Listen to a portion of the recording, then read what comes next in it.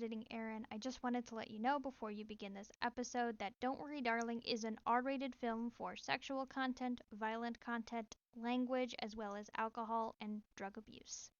Thus, caution is advised for those who might not be comfortable handling these topics, and if you would like to know more information about what kind of content is in Don't Worry Darling, you can go to parentpreviews.com or simply search an MPAA rating of Don't Worry Darling to get more information there. Alright, sit back, relax, and enjoy. Alright, welcome to the Feminine Byte. I am your host, Erin, with my co-host, Emily. Hello. And we are on our second episode of Don't Worry Darling. And hopefully, one day I'll be able to say this is our last episode of Don't Worry Darling. Even if that's like a year from now. Even if we're talking about this movie 2 years after it premiered. People still talk about Heathers. That's true. I guess the difference is that Heathers is good.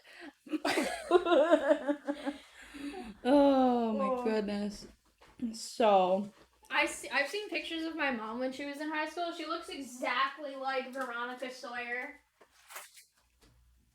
That is honestly my goal in life. To look like my mom? No, to look like Winona Ryder. That's fair. So we are talking about Don't Worry Darling. So the first thing I want to say is right off the top is that Don't Worry Darling is a flawed movie. Yes. That hilariously fails, as our Gothic literature will define that in a second. However, I will defend the last 25 minutes as some of the most profound and disturbingly accurate writing is what it's like to be in an emotionally abusive relationship with a very self-centered or maliciously narcissistic individual. I agree with all of this. Like, if I wanted to show my friends what it was like dating my ex-partner, I would show them this movie. Yeah, it's like really jarring that it's uncomfortable how accurate it is. Like the first 75%, Olivia, what were you doing? Because the last 25% is so good, and you should be doing more psychological horror like that, because that was cinematic genius. I remember watching the last 25% of this movie in the theater and like riding off of the high of the drama, and also like me and my friend being from work being very invested in this, and like not expecting anything that happens in the last like 25%. Yeah, of the like quarter of this movie, and like my jaw on the floor for like the entire time. Yeah, I think that Olivia Wilde and the screenwriter Katie Silverman, like, were always intending to tell a story about alpha male ideology and how it can make monsters out of men, and how self-centered or maliciously narcissistic individuals manipulate their partners into believing these relationships are a daydream, when in reality they are waking nightmares that you've been gaslit into loving. Like, I feel like that was always their intention, because Olivia has said that her inspiration for Frank was this Canadian psychologist. I don't remember what his name is, but this guy is just red pill, alpha male. The problem with today's movies is everything is woke.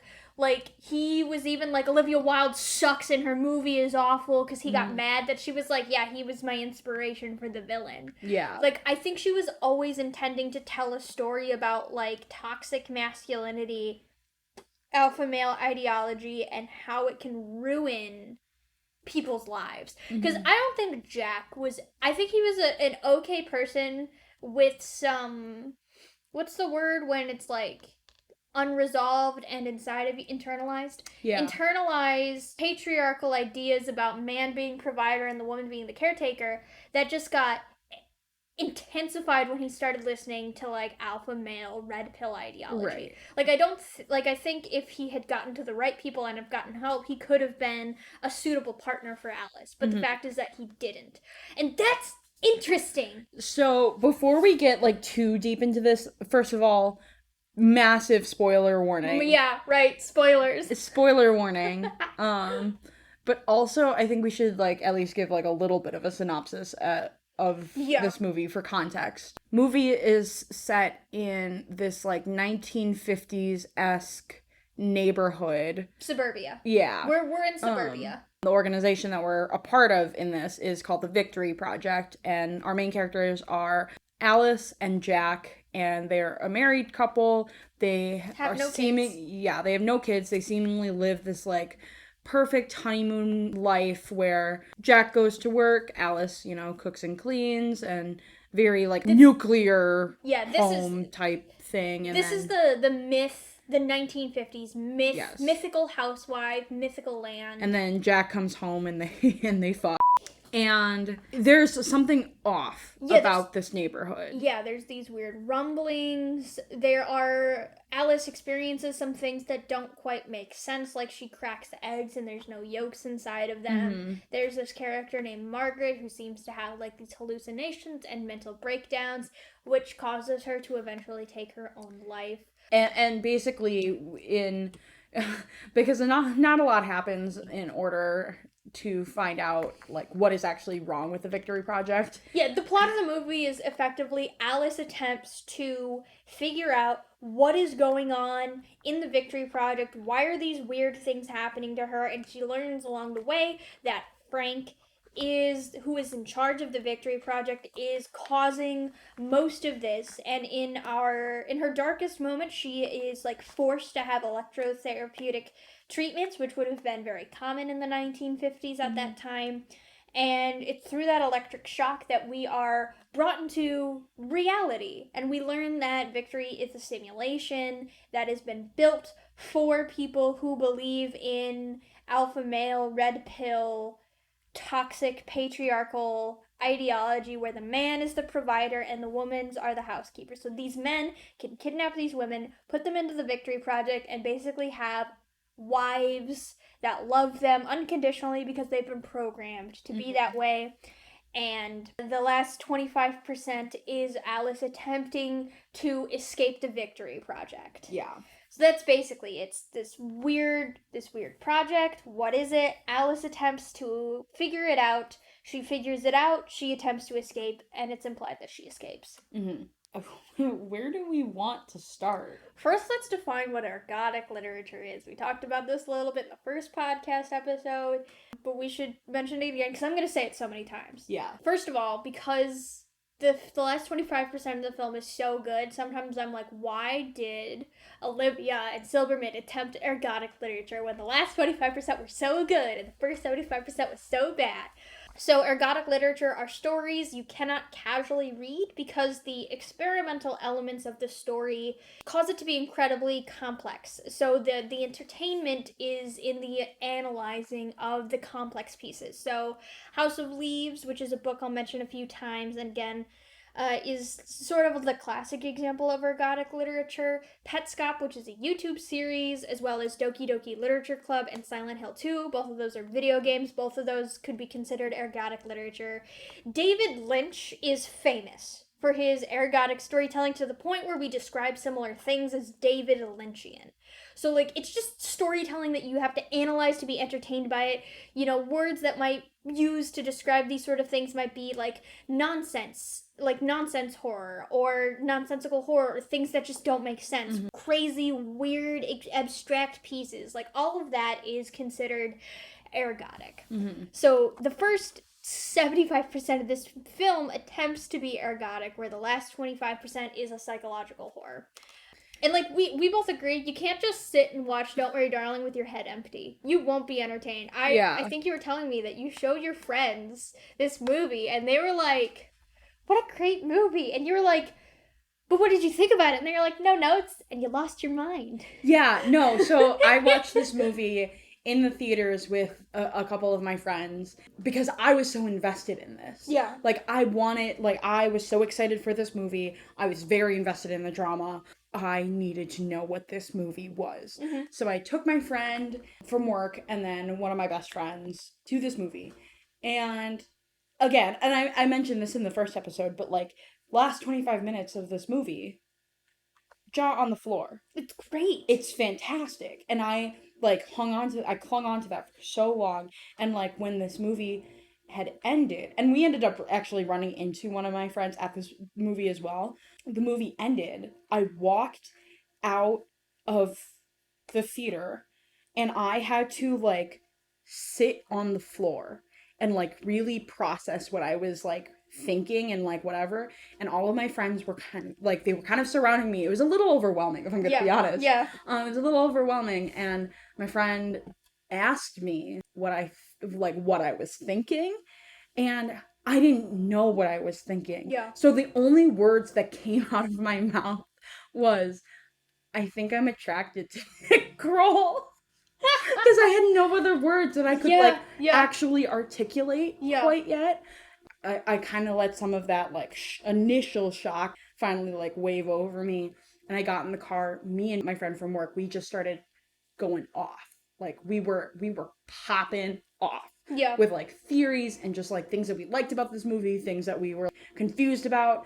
And I like looked to my best friend, and I was like, sorry, I didn't mean to like exclude you from the conversation. Like, what did you think of the movie? And she was like, it was good. I was a little confused, but it was good. You're like, that's it? And I was like, what do you mean it was just good? Yeah. Because there's so many other things to think about. Yeah, like this, and that's the beauty of ergodic literature, is that like it keeps you thinking. And I think that's part of the reason why I keep coming back to Don't Worry Darling, is because like it kind of does fail as ergodic literature, but like it's fun to think about things. Yeah.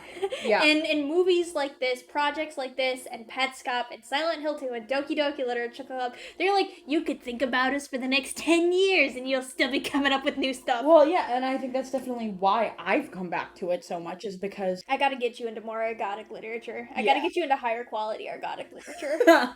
Yeah, like I love like theorizing about stuff. Like I love talking about things and like falling into the internet culture of 2014 Tumblr. Yeah. I love making like headcanons and like theories. And So yeah. So I like at this point I've watched this movie anywhere between 3 and 6 times. I don't know how many. I've come to the conclusion that, again, I think we've mentioned this before, it feels like two films. The first 75% of the movie is ergodic, that experiments with eldritch horror and madness. Alice encounters impossible things and does impossible things and witnesses impossible things, and she starts slowly going insane. This is very like Cthulhu in terms of like she's encountering impossibility and then it's driving her crazy. Mm-hmm. And that the catch is nobody believes her because everyone else either knows why these eldritch horrors are occurring or they are gaslit into thinking that Alice is just a crazy person and she's just going crazy by herself. Mm-hmm. The last 25% is a psychological thriller about how Jack, Alice's husband, how Jack kidnaps Alice and puts Alice into this simulation in order to avoid being emasculated and in order to have the wife he feels like he's entitled to. And it's basically like this dark cautionary tale about alpha male ideology. It examines Western conservatives' weird fascination with the 50s as the apex era of society, especially in America, despite the fact that the 50s were really great for white men and a very small portion of wealthy white women. Mm-hmm. Right? Like 50s, that's the same era of the civil rights movement. So like when you think about, I'm going to go back to the 50s, think about what you're really saying. Think about that, because yes, it might have only good for white people. Yeah, it might be good for you, but it's not for like black people. Yeah. For queer people. Yeah. And both these ideas are good concepts, like the eldritch horror and the psych horror. I just wish that they picked one and stuck with it, and I really wish they would have picked the psychological horror, because that part was way better. Mm-hmm. Because, and Emily, you're gonna hear me say this so many times, all of the cool nonsense horror in the first 75% can only be rationalized to Frank was doing it to mess with Alice, and that's a boring conclusion. Yes. Like, okay, I have this whole thing. You're gonna have to stay with me on this. Okay. Have you played Doki Doki Literature Club? Watch a Let's Play? Do you know anything about Doki Doki? I know some of it. Okay. I know the Just Monica thing. Yeah, okay. Yeah. So spoilers for Doki Doki Literature Club. The only thing that's relevant that you need to know is that it is a dating sim, and Monica is not a dating option, and she gets very upset and self-aware that she's not an option, and so she starts rewriting the code to make it all about her so that you choose her to date her because she's mad about not being a romance option in her own game. Mm-hmm. So she and Frank are similar in that all of the psychological horror, all of the weird, crazy stuff links back to them. That there's one person causing it all. It's just Monica, it's just Frank. But with Monica's motivations are clear. That she's sick of not being the romance option in her own dating sim. Half of the glitches and nonsense horror you encounter is because Monica doesn't actually know what she's doing when she's rewriting the code. And she breaks it apart so violently that, like, you have to uninstall and reinstall the game in order to do, like, a full, clean, new playthrough because she fucks with the code so badly. And all other parts of the horror lead back to Monica, but they're still carried out by other characters who have their own flaws and motivations. So what Monica does to the other romance options is she basically takes their flaw and she turns them up to 11 to just drive them crazy so that they're no longer a viable option for you. So Yuri, who's like a little obsessed with you, becomes a yandere. Like she like wants to commit violence in order to keep together with you, like and you know it does lead back to Monica, but it doesn't feel like it's just Monica. And that works. But I think that Frank fails as like a Monica antagonist because we don't get a shred of evidence to explain all of the weird stuff that happens unrelated to Alice, the weird rumblings, Margaret, arguably the airplane, and even then, every weird thing that does happen to Alice, intentionally done at the hands of Frank, is boring, because Frank's motivations is ultimately uninteresting, and I think Wilde and Silverman agree with me, because at the 75% mark, we changed villains. From Frank to Jack. We'll get to Jack later. Frank's motivations are entirely mediocre, and we get distracted by Chris Pine and how hot he is. He is. Because, like, here's his words. I wrote down his words of his motivation, which is, no great man has changed the course of history without being pushed to the limits of his potential. You pushed me. I hope you keep going. This is him talking to Alice. And that sounds clear, but it's not. Like, if you sit and think about those words, it's like, so what do you want? Like, what is he hoping? Hi, Echo, my cat. Meow, meow. Like, what is Frank hoping Alice pushes him towards?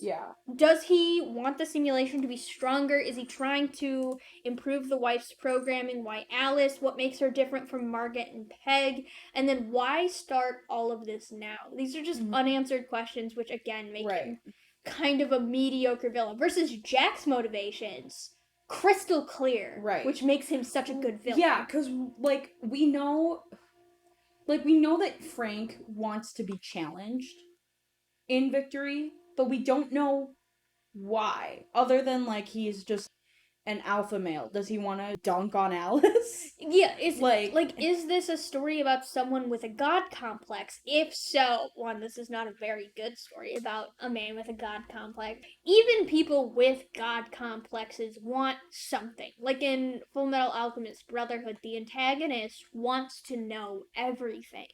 And he will do whatever it takes to know everything. And like, that's an interesting motivation. In terms of somebody's god complex. But Frank is just like, you pushed me, Alice, and now I'm gonna call you a good girl so you don't think about how my motivations are flimsy. The way that the good girl bit should not get me every single time, but it does.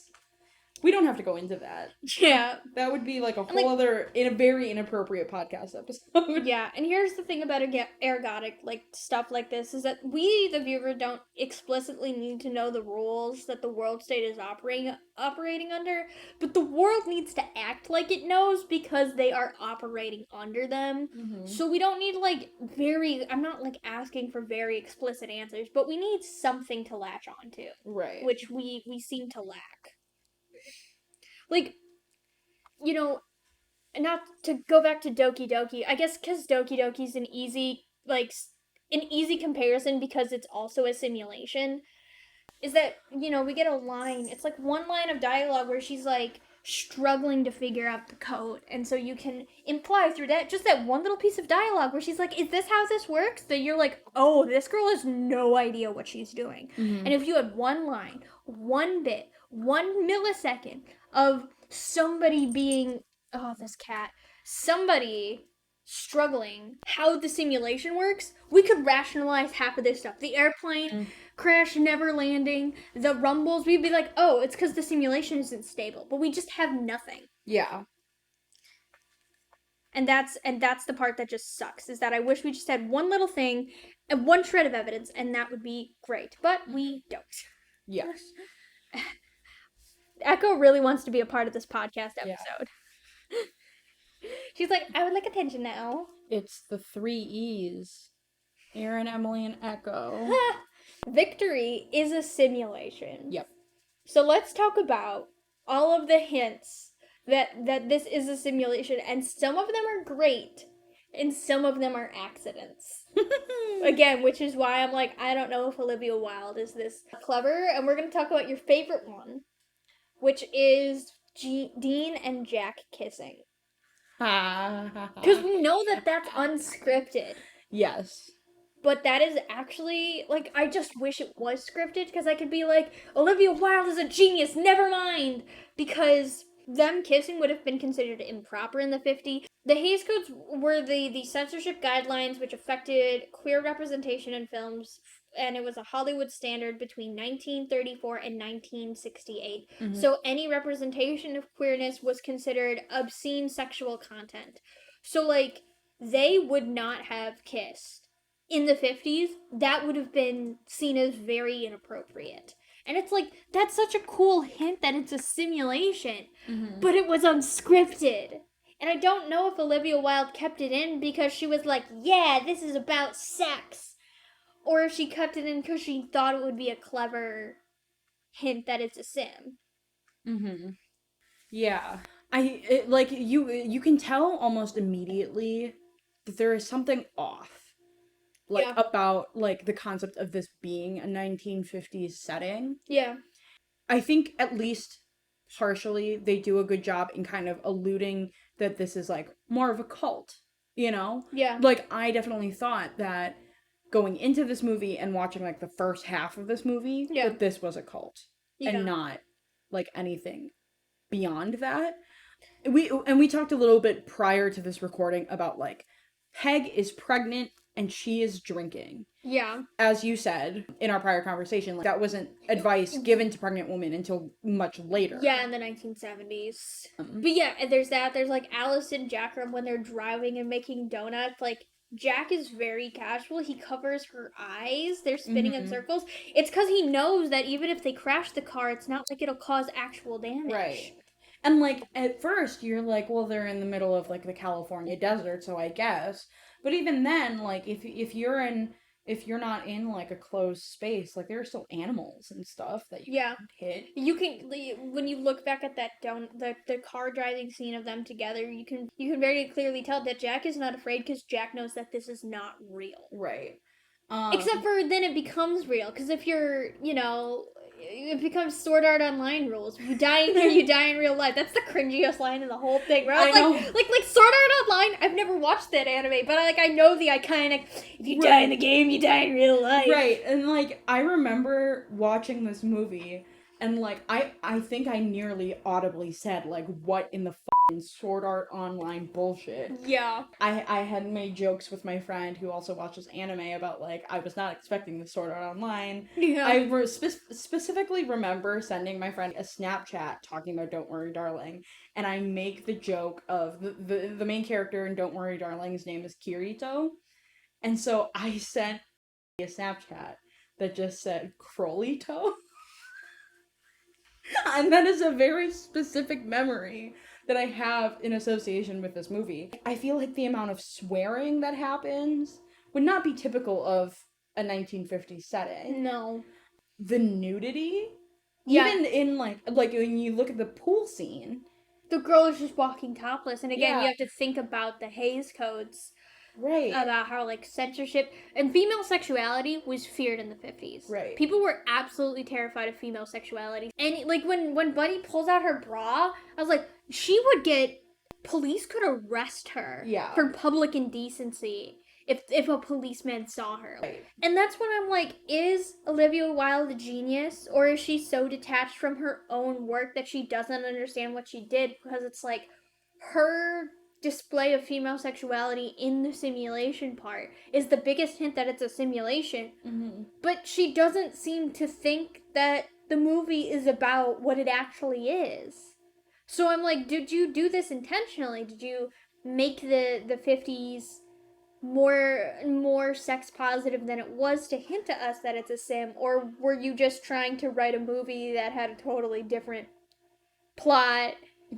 Like, you know what I mean? Like, yeah. I don't like to question a director's skill like this, especially a woman. It's always that thing of, like, you know, am I being over scrutiny because it's a woman writing it? But it's just because of the way that Olivia Wilde portrayed this movie. That's the only reason why I call to question it. Because, like, Christopher Nolan with Oppenheimer, he did not... Mm-hmm. Nothing he said, you know, makes me question... You know, if he was like, this movie is about sex, and we'd be like, are you sure, sir? I think this is about a bomb.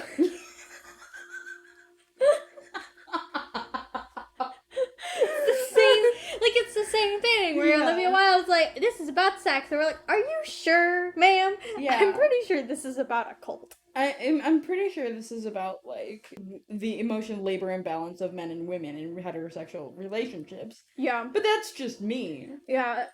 Other hints that we have a simulation is, like, one, the cars all pull out at the same time. I remember when I was watching this with you and your roommate, and I went, oh, this isn't real. and you looked over at me, you're like, what? I was like, yeah, the cars are all pulling out at the same time. That just doesn't happen. Yeah. Like, the choreography of the cars, which is, like, not something that you would think about at first, at least to me, because it's like, oh, they just want to be, like, cute and aesthetic, like... Yeah, but, like, for me, who, like, loves ergodic literature, I'm like, data.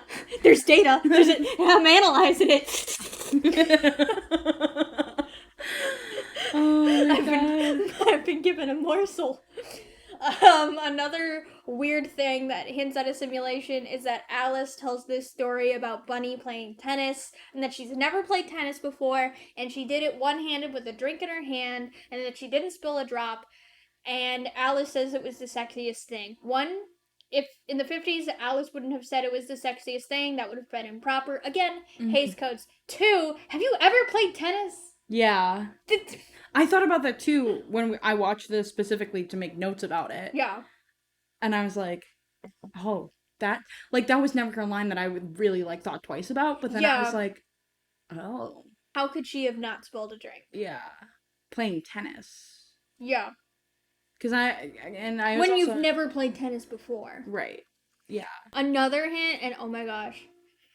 Okay, it's the children. Do you know in the scene where they're at the pool party and the children go, do you want a drink? And they're, like, kind of creepy. And then Alice and Bunny are like, oh, they're very creepy. Mm-hmm. They're not...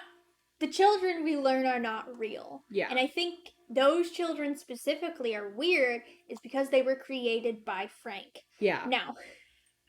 Welcome to our first tangent of the night, ladies and gentlemen. Nathaniel Hawthorne wrote the Scarlet Letter. Jesus.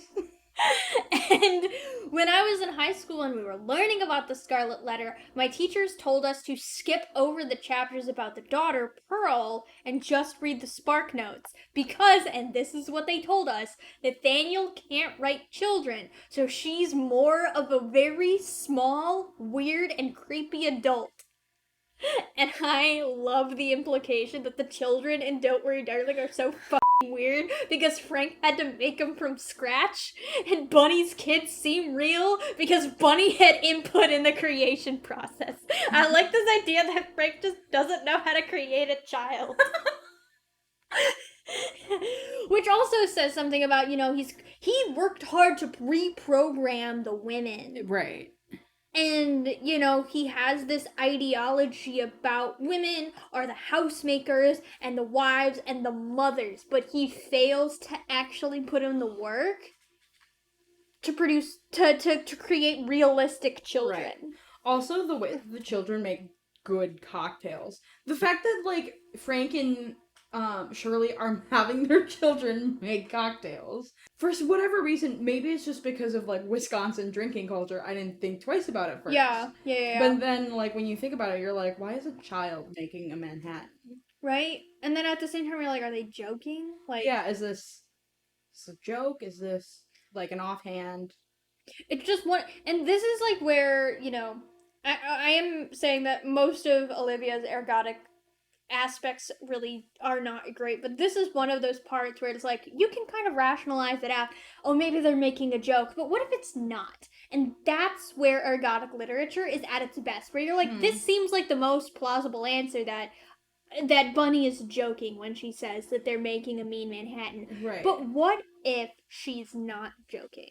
Right. What does that say about the world that we're in? Yeah. Another obvious hint, and this is, I feel like this is our first very big hint that there's something weird going on, is that the women don't spend money, they just charge it to their husband's account.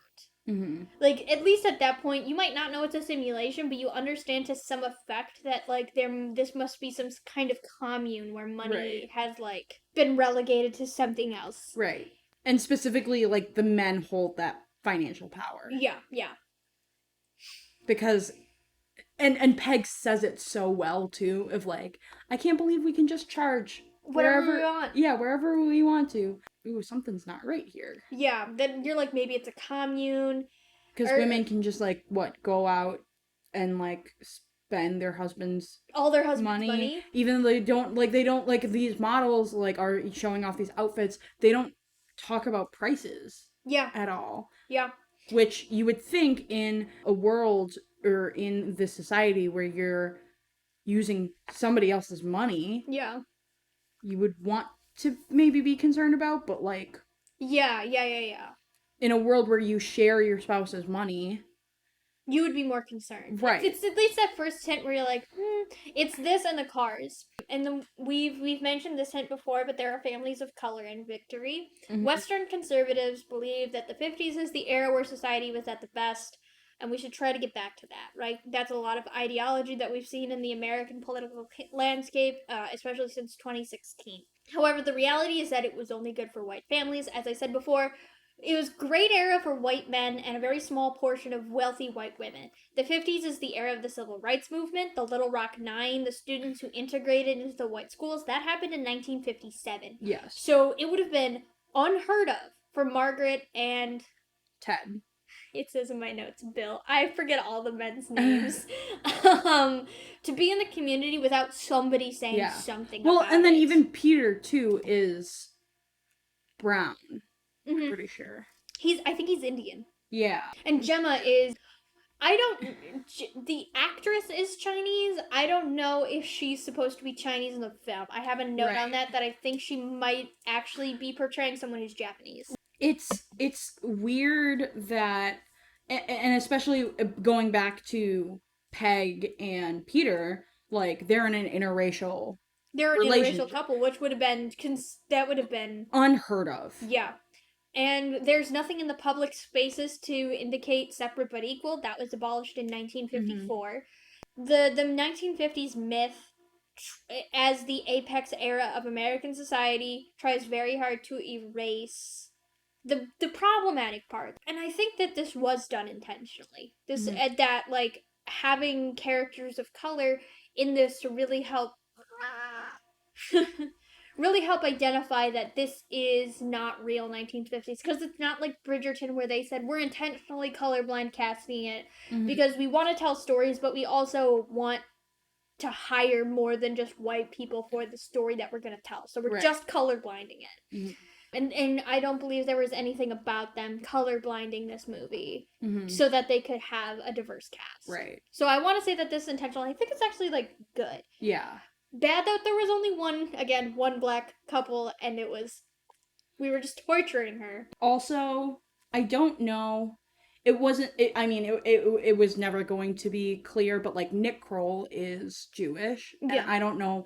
I like you wouldn't be able to like discern like if Dean was like they don't talk about Yeah. like Dean's background at But all. but in the 1950s, that would have been such an important thing because that's right after the Holocaust. Right, like that would have been a very weirdly pivotal moment to like be a part of the society. Yeah. When we just got out of World War II, you know, like so like, and these are, I don't know, I feel like Olivia was very intentionally doing the 50s myth in the way that conservatives want it, because that's what alpha male ideology is all about. They think that the 50s was the greatest because of what white suburbia was, and I think that was intentional, and I think that's one of the best parts about the Victory Project. It is so clearly not the real 50s, but the myth of the 50s.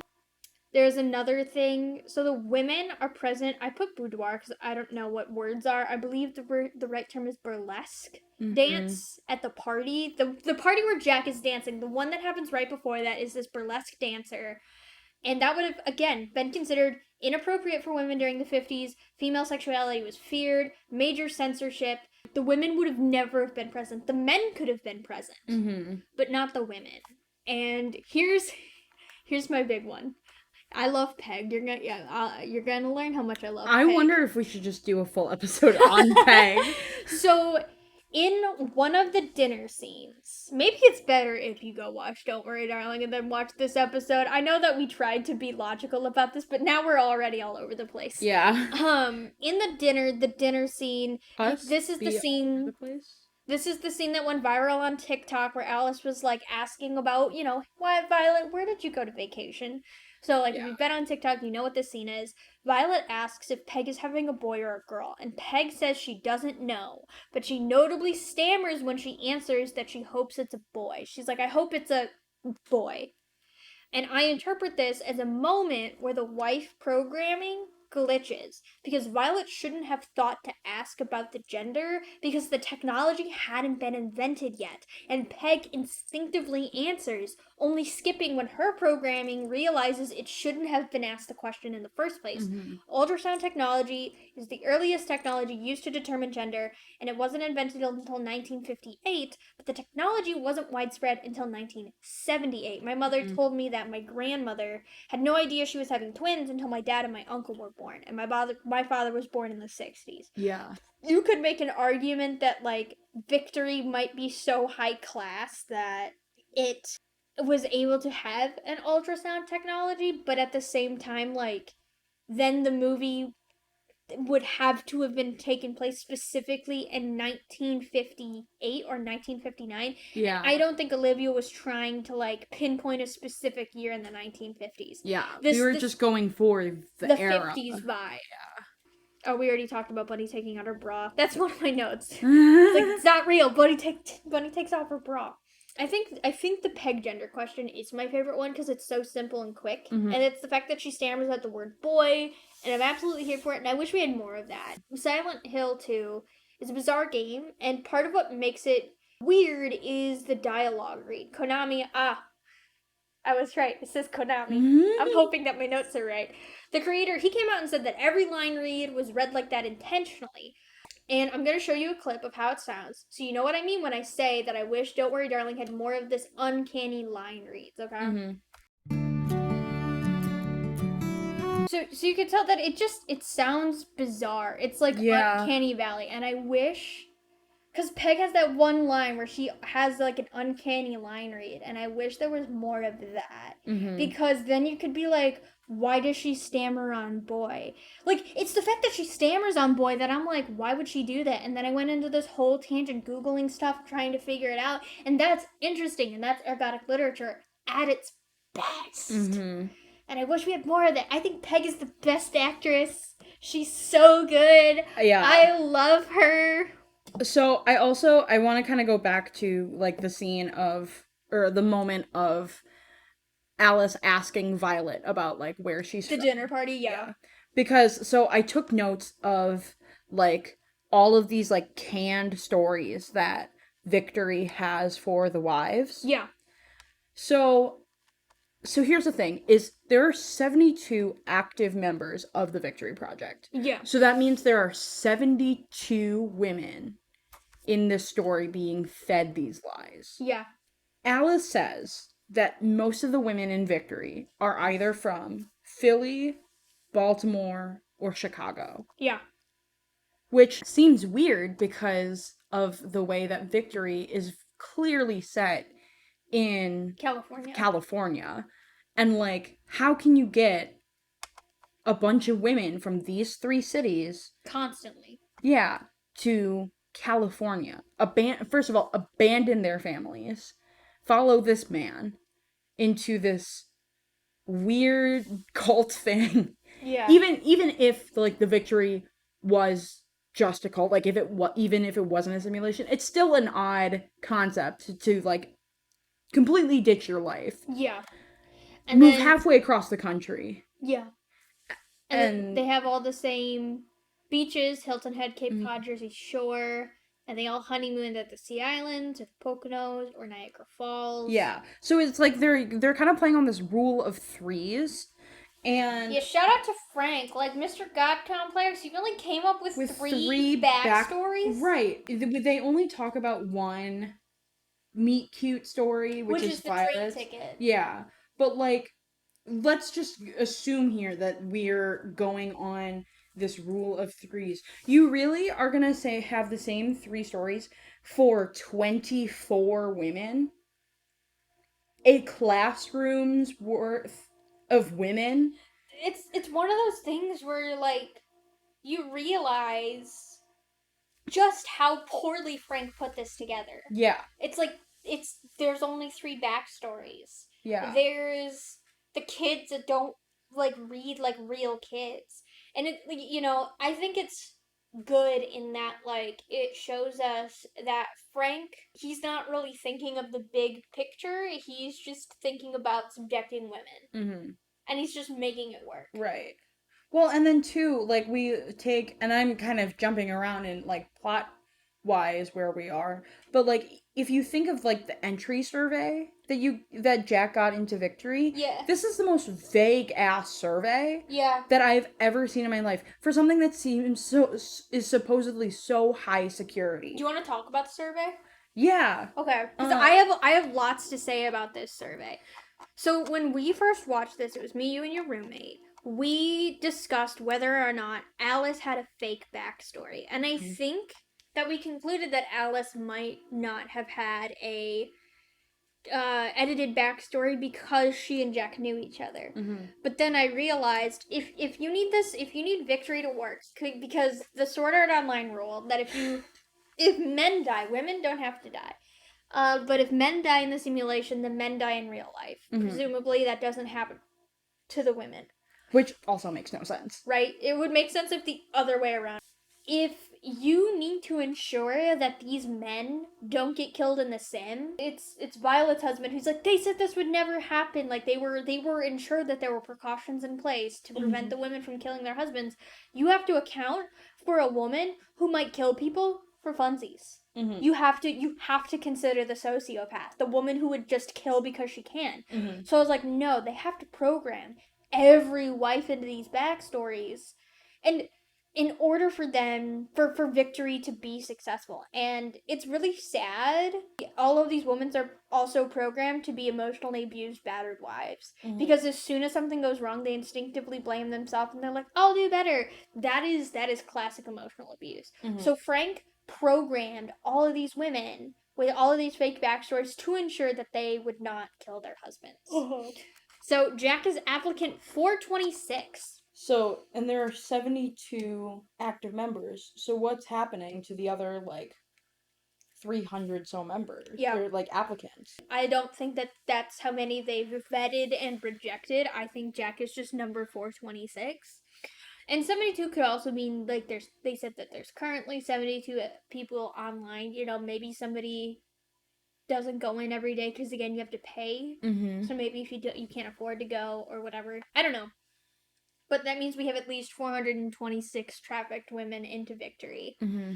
I genuinely believe that there has to be a two-step application process. Mm-hmm. Because what happens if you're a good man who is just listens to this podcast? Like, you're an actual human being with, human emotions. And then you hear about victory. You have no idea what victory actually is. You apply and you get to some of these questions, like your chosen wife, pre-existing relationship. Do you understand what it means when you get discretion?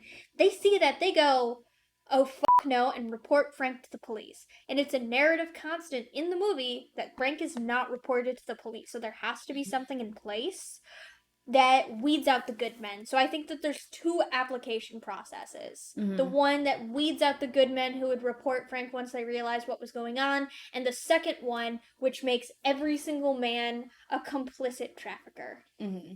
Yeah. Like, the biggest thing that I think that I get hung up on is psych evaluation. Fair. We don't know what this means beyond. What does that mean? Like, what do you mean fair? Like, I think that it means that Jack most likely doesn't have an intellectual ability or an intellectual disability like Down syndrome.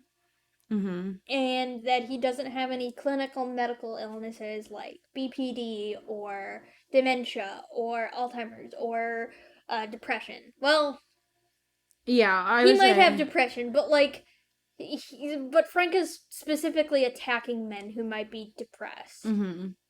He's like, come to victory and you won't be depressed anymore. Mm-hmm. You know what I mean? Because you'll have a pretty wife that you can have sex with. Yeah. His chosen nationality is British, and I believe that that's not just because Harry Styles is British, but it's that plus the make of the car that he picks, which also in the application process you get to choose your car. Like, this is clearly a man's thing. Right. But I believe that the accent plus the car is to imply that Jack is a fan of the James Bond movies, mm-hmm. and that he sees himself as like a 50s styles James Bond, mm-hmm. which I think is interesting. And so we get Alice Warren as his chosen wife, and then the weird, uncomfortable question, which is pre-existing relationship, yes. Mm. And I believe that out of all of the wives, it's Violet that people think has no idea who she's never met her husband. Mm-hmm. Because and this is that girl's debut role, and she rocked it as Violet. But like the way that she just shout out to Sydney. Yeah, shout out to Sydney. There's just the way that she seems so confused. Mm-hmm.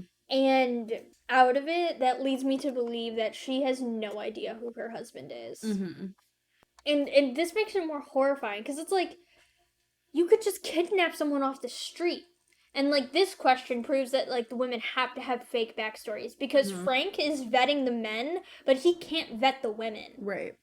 And how do you account for a sociopath if you cannot vet the women? Right. So he has to reprogram them. Also, a little bit of a tangent, but also just because I love Bunny. Like, I want to know how Bunny and Dean went about this, application process. Like, did Bunny know at first that Dean was doing this? Or Bunny and Dean... Did they have a pre-existing relationship? How did they get involved is an interesting question, because Bunny is self-aware. Yeah. The idea of a pre-existing, that you don't have to know your wife, it also, not proves, but it makes it sense why the women are, programmed to be victims of emotional abuse. Because it makes them scared of their husbands. Mm-hmm. The power imbalance would discourage most women from killing their husbands. Because if they were not all battered, emotionally abused wives, Peg would have killed her husband by now. Yeah. Peter would be dead. My craziest conspiracy theory is that Peg is the woman who would have killed her husband, and that's why she's in victory. Mm-hmm. Because she tried to kill Peter. Mm-hmm. And so Peter put her in victory, both to punish her and so that he could have the wife of his dreams. Yeah. And I also think that because of the reason why that she might have killed Peter, I think that's why Frank and Bunny don't like her. She's the most dangerous one. Because she has killed her husband. Because she tried to kill her husband. Yeah. And giving her too much attention might give her the confidence to leave and or kill Peter. Right. Ooh, I didn't even think about that. Yeah. I have the whole thing about Peg. I love Peg so much. The next question is, do you understand the discretion required to be a part of this community? That's such a vague question for something that you need, like, to basically sign an NDA for. Yeah, and I feel like this is one of those things where it's like, I get why Olivia did not go into specifics. That's fine. I wish she would have. Because, like, this leads me to believe that there must be two applications. Because you can't just put that in an application and a good man being like, what? Yeah. Right?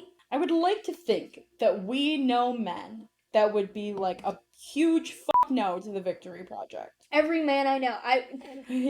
Right. This is a good litmus test. It's like, would your man sign you up for the Victory Project unwillingly? Stop being friends with that person. Right. But like, I think even if we got if the men that we knew got to the point, if we got into the nitty-gritty of like, do you understand the discretion required to be a part of this project? Do you understand that you need to set up this device? Do you understand that you need to maintain the upkeep Of your wife. Frank is catching a case. Yeah. Yeah.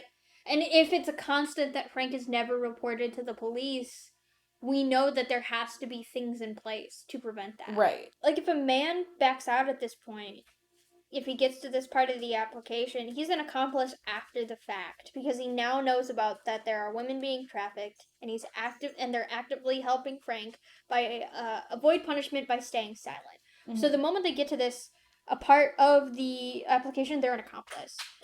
And so most of these men are not going to report Frank because now they're accomplices that could go down with him. It's like mutually assured destruction, and that's how Frank keeps himself out of prison, and it's very genius. Every man is every man in Victory is an active human trafficker except for Dean.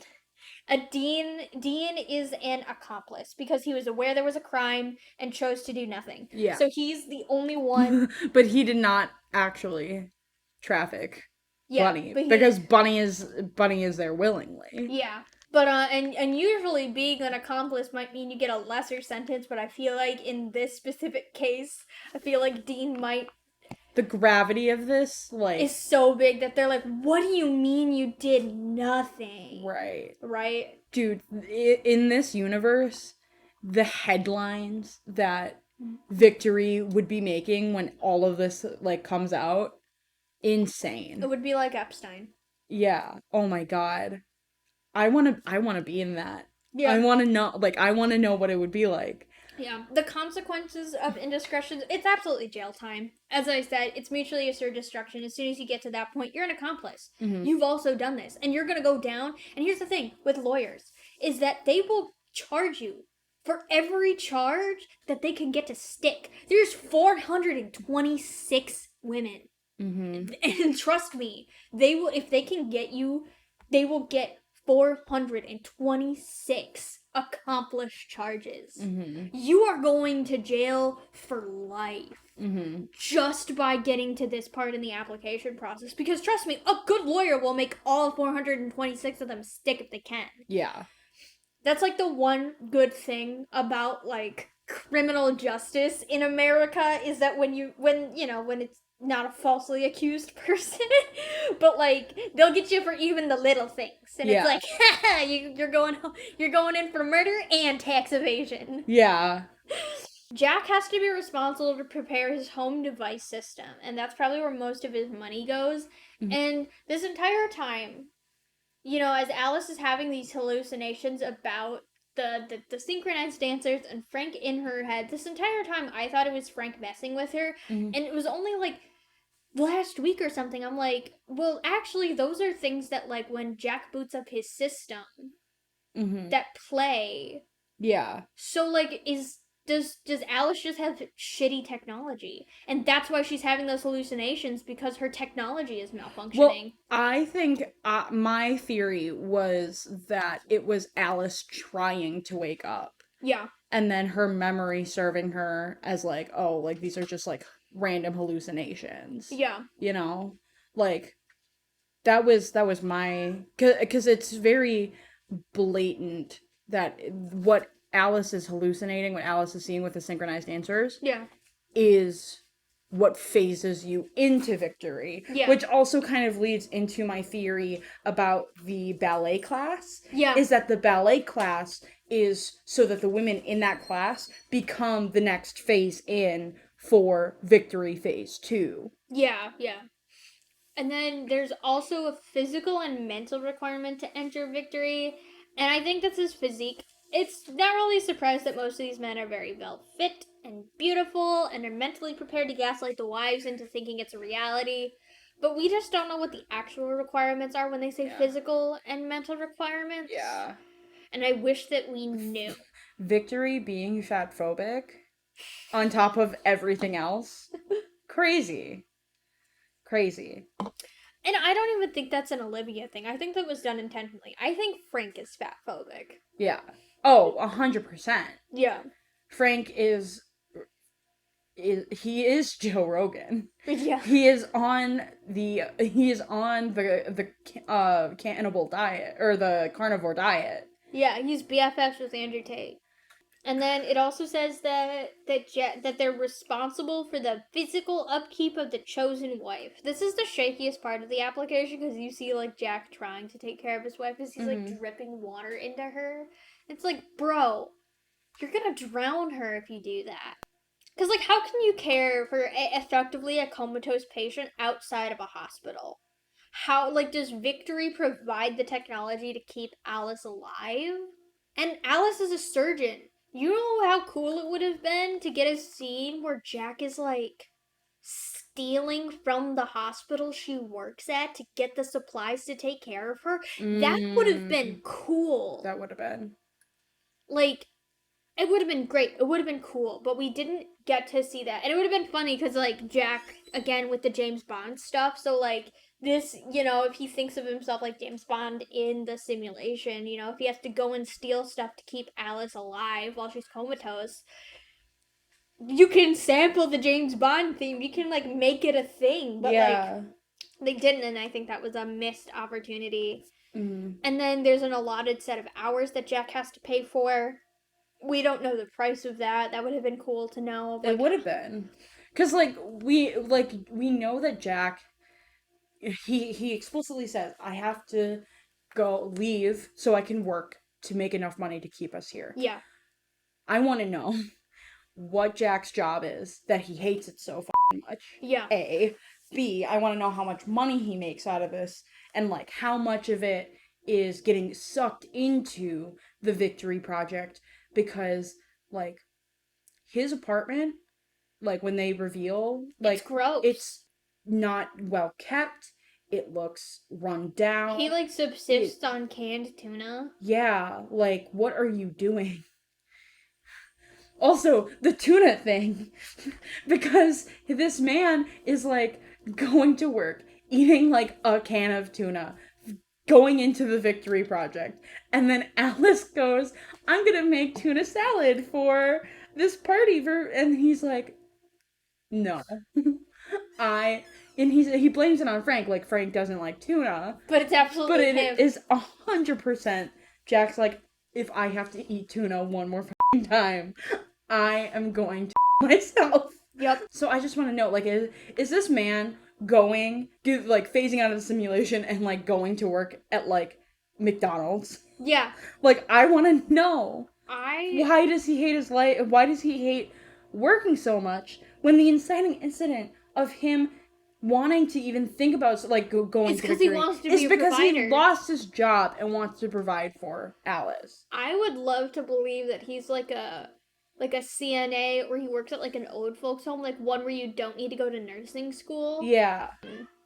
Or like a I want it to be some sort, even like a janitor at a hospital. I want his job to be related to the hospital because he hates the hospital because Alice is a surgeon. And, like, here's the sad thing. Alice is not she's a resident. She hasn't even completed her residency. Mm-hmm. Which is just, when you put that into perspective, that she's a resident surgeon, like, her life, in her eyes, has just begun. She's gotten out of medical school. She's at her first residency. Her life is just starting to begin when Jack does this to her. And you kind of alluded to this before, but if Jack had been intercepted by the right people and not by Frank, if he was, like, actually intercepted by people who care about him, but also, I think, women. Yeah. And women and feminists. I think he wants to live this house husband lifestyle because he hates working so much, but like everything that he has been taught and everything that Frank shoves down his throat says otherwise. That he should be the provider. I thought it was like a great irony that like Alice has no problem being the provider even though it exhausts her. Yeah. And that Jack like struggles being the provider, and it's like you don't have to be the provider. Yeah. You don't have to do this. We're starting to run out of time. we did not get through a lot. No, we're gonna need I think 4 episodes. We didn't even get to talk about Peg. I know. We should just do a Peg episode. Just Peg killed her husband. I have a whole like sequel. Like if they didn't kill Frank, there could have been such a sequel opportunity. I can't wait to tell you about it because you're gonna be like, Aaron, I want it. I kind of like as much as I don't want to have a sequel of this movie. Like I think that the movie is fine, even with, and maybe this is a hot take, but even with the ending of Allison just waking up. Yeah. I don't mind that. Yeah. I kind of like that we don't know what happens after she wakes up, but so as much as I don't really want a sequel, I also want a sequel to like understand. Yeah, like there's sequel, there's possibility for it. I don't think that Don't Worry Darling as it's written actually has like, you could try to get a sequel out of it, but I don't think it would make much sense.